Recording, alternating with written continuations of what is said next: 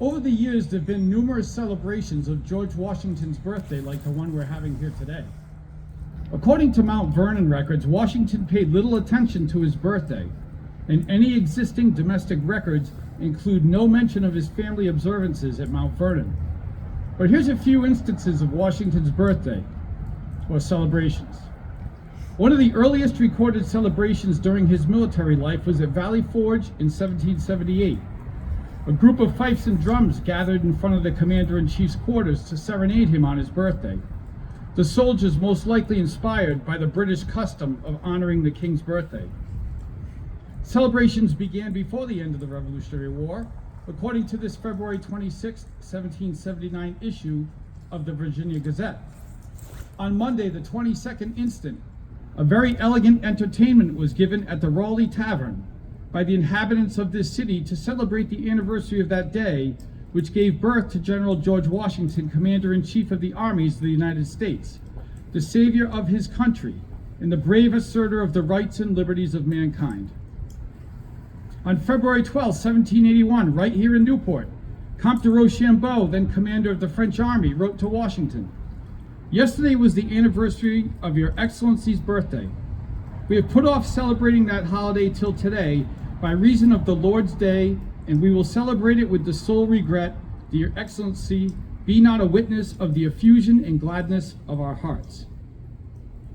In a diary entry dated February 11, 1799, George Washington noted that, quote, "Went up to Alexandria to the celebration of my birthday. Many maneuvers were performed by the uniformed corps and an elegant ball and supper at night."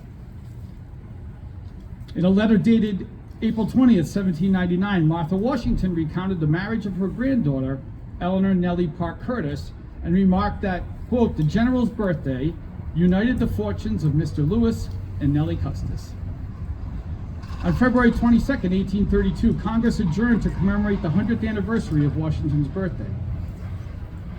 In 1856, Massachusetts became the first state to officially recognize his birthday as a holiday. On February 22nd, 1862, the Secretary of the Senate read Washington's 1796 farewell address before a joint session of Congress. And as Roy mentioned, since 1896, the reading of the farewell address by a member of the Senate has been an annual event. 1885, Washington's birthday becomes a paid federal holiday for all. On the 200th anniversary of his birthday, Mount Vernon was open and free to all visitors.